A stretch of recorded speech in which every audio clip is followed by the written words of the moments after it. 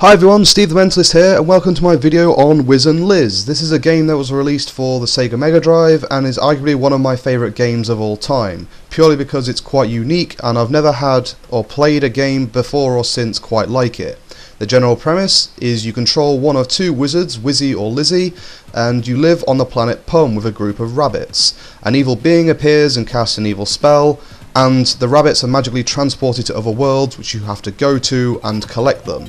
So you can see here, this is me playing as Wizzy. You run into the rabbits to collect them, and when you collect the rabbits they'll drop a variety of items. So they'll drop letters which you need to open the magic door, which I've going to there. They can also drop things like fruit, which you can mix to make magic spells, stars which you can use as currency in the game, which I'll explain later, and also other things such as time icons to add a few seconds to your time clock. When you complete the level, you'll be scored on the amount of rabbits you've collected and the amount of fruit, and just give you amount of points accordingly. And this is so you can get extra lives throughout the game. I think it's for every so many 100,000 points. Now, when you finish a level, you go back to Wizzy or Lizzie's house, which is then when you can mix the fruit into make magic spells. There are a variety of levels in the game, so I showed Lunar Land at the very start, and this level here is called Deadland, and you can see here that's a cool Grim Reaper statue. And how the game works, for those that are interested, is that you have a static background, which is the blue sky and the moon, and you move the foreground by moving with Wizzy or Lizzie. And once you've collect the rabbits, like I said, you can then leave the stage, provided you've got the magic spell to open the door to leave the level.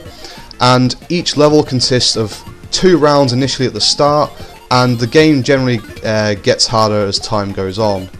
And one of the other things you can do in the game is what's called a bonus round. So once you collect all of the bonus letters, which are basically the letters which spell bonus, you can then play the same level that you're already on, but then in a kind of monochrome colour, and collect grey rabbits. The idea of doing this is that this gives you additional stars that you maybe didn't collect, or you want to add to your total in the game, and also it gives you extra time icons which will then give you extra time. And if you do that, it can also give you a nice bonus. So I collected all the time icons, so it gave me 75,000 points.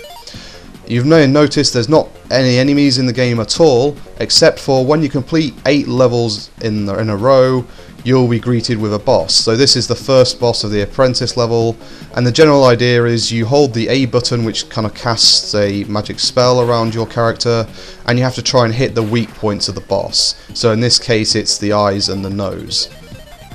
And I'm going to show you now some of the harder difficulty. So we started on Apprentice, and then now this is Wizard levels, and you can see you do need to collect all the rabbits for the magic door to actually open. It'll appear once you've created the letters, but only once you collect all the rabbits will the door open. You can also cast spells in the game which augment things in each level. So I've cast a spell which makes blue rabbits, and that also means the moon is blue, the fruit appears blue, and also there's wooden planks across the door which appear blue. There's little subtleties that change the game. If you run out of time, one of the things you can do in the game is if you just run around collecting the rabbits as fast as you can, sometimes they'll drop a timer ball, which is that orange flashing ball there. And doing so gives you 30 seconds extra time to help you carry on in the game. And as I mentioned, the game gets increasingly harder as time goes on. So you see here a little fairy appears next to Lizzie, telling me that there's a rabbit dying somewhere in the game, and you have to collect it before the rabbit dies. You may be wondering what happens to the rabbits if the rabbit dies, or what happens to the game if the rabbit dies. And I'm just following on here, and if you let it die, then all the letters you've collected for the door to exit the level disappear. So you basically have to collect them again. The good news is that the rabbits that you collected beforehand will remain constant, so it's not all doom and gloom. One other way in which the level increases in difficulty is invisible letters. So you can see there's a letter that's not filled with anything. If you collect it, then the letter that you had, which corresponds to that invisible letter, will disappear, and you basically have to collect the letter again. I'm just going to quickly show you what you can do with some of the spells in the game. So this is where you can spend or even make money with star currency. So basically you can buy and sell fruit in the game. So here I'm selling fruit just to kind of get some extra stars. And here's a quick tip for you. If you hold start and press C while hovering over buy, you should have heard a "yeah" kind of sound. And if you do that, it means that fruit is half price. Just to show I'm not lying, if I go back and not do that little code, then you see this is the full price of the fruit. That code is quite useful, particularly later on in the sorcerer levels, which is what I'm playing at the moment, just so you can actually afford some of the fruits in later rounds. And I should say that in the apprentice levels there is only one boss, in wizard there are 2, and in sorcerer there are 4. So as you complete each round with a boss, and the amount that fruit costs with stars increases, so the game does get quite hard as time goes on very quickly in sorcerer mode. Here I'm showing you how to get a lot of stars now. So you need to open the hint shop, and if you buy the letter A, and then when you go back in you hold start and press C, and C will automatically jump you into the hint shop and keep buying hint number A. If you keep doing that until you run out of stars, what will happen is that the game will actually cycle over the amount of stars that you have, and here you can see it's given me 655 to 8 stars. Now the maximum normally you can have in the game is 999, so this gives you plenty of stars to do whatever you want in the game, and I'm just going to show you some of the things you can do. So one of the things you can do with spells is that you can skip levels. So you can see there briefly you saw that it said Mineland skipped, and I'm going to make another spell which means Temple Land is skipped.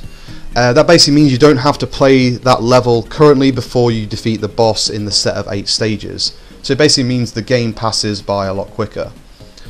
You can also do loads of little mini games in the Wiz and Liz. So this is personally one of my favourite ones, and I'm going to spend the most time talking about it. It's called Guess Those Words. So it's a bit of a gambling game really. You bet the amount of stars you want that you're going to try and guess the word correctly.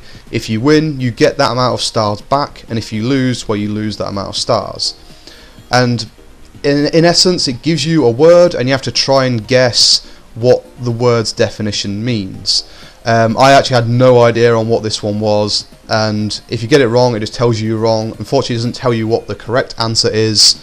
And you go for 4 rounds, and you can see here, I only did it for 2 rounds just to show you quickly. This is actually a case where I did get one right. So here, Fipple means the stopper for a bottle, and I win those amount of stars back. Another game you can play is called Splat Those Dudes. We have to either hit those 2 guys, or even this little Pugsy guy held by a noose, as many times as you can. Here's a nice little tip for you. If you hit Pugsy, I think it's at least 15 or maybe 17 times out of 20, you'll be told that is that what you think of Pugsy, and you'll get an extra life. And it's not really that hard to do either. You just hold the button and directly slightly towards Pugsy. You can also do wheel spin, where you press start and then it'll slow down over time, and then whatever it lands on is the fruit that you get. Another game which is called Waning Wabbits, as it's using the parlance of the game. Basically rabbits fall from the sky and you have to try and collect them. There's also stars coming from the bottom, which can increase the star total. Also, like most mini games in Wiz and Liz, it starts off fairly easy, and then you can see here it really ramps up the difficulty to the point where you kind of have to choose between picking up stars or just trying to continue the game really. Again, there's loads of games in Wiz and Liz which are essentially clones of popular games you may have played. Speaking of which, anyone who's ever had a Nokia phone will know this game, and this is just a Snake clone. You have to try and get to the countdown number as quickly as you can. The faster you get there, the more points you get. There's also Finders Keepers, where if you find a pair of the same icon, you get that as a reward, and then when you finish you can see what you could have won. There's also Take a Chance. This is quite an interesting game, so you basically jump under the weight that you want, and if it's not a dangerous one, you get that as a reward, and if you don't, like you saw there, it's game over. There's also Tube Skiing. There's loads of mini games. I'm just trying to go through them as quickly as I can, and Tube Skiing is really fun but also really hard. It really ramps up the speed, and you basically have to go around collecting as many time and point icons as possible while avoiding the cogs. Of course, with clones of games, here's another famous clone of a game. This is called Wabbit Invaders. I don't really have to say much more on that. And then this is a kind of a weird one which is unique to Wiz and Liz as far as I know, is called Gold Rush. You basically have to time the button so you press it at the top, or at least as high up as possible, and you get that many points. This game, anyone in the comments wants to let me know how you're supposed to play it, I have no idea. This is called Colour of Magic. You press the buttons and the directional pad and you make cool shapes. And you can get things like extra lives, apparently. This one is called Rabbitoids, so you basically move along the level with Wiz or Liz trying to avoid the cogs, and you can collect the rabbits and the timer icons, like many of the games basically. This one is again another variant of, it's kind of a combination of Snake and just pinball really. You just collect the points using the rabbits and bouncing off there. And throughout the game, as I've mentioned, you're greeted with various bosses, so I'm just showing you a selection of them here. You've already seen the Freaky Flower at the start. I showed Snake Eyes just before this one. This is the Creepy Clock, the Savage Pumpkin, and they're based on loads of different kinds of characters really. This is the Evil Oak, which is arguably one of the hardest bosses in the game for me. This is the Gatekeeper, and then you finally, when you get to the end of Sorcerer level, this is the Deadly Dragon. Now this one is actually the hardest boss, just because you have to time the jumps very carefully. Anyway, that was just a generic overview of Wiz and Liz. I think it's a really good game. If any of you guys or girls have not played it, I really recommend you do. It's fairly cheap on eBay to pick up actually. I've been Steve the Mentalist. If you liked the video, give it a thumbs up, and as always, don't forget to subscribe. Thanks for watching, and stay tuned for more videos on Wiz and Liz and other games.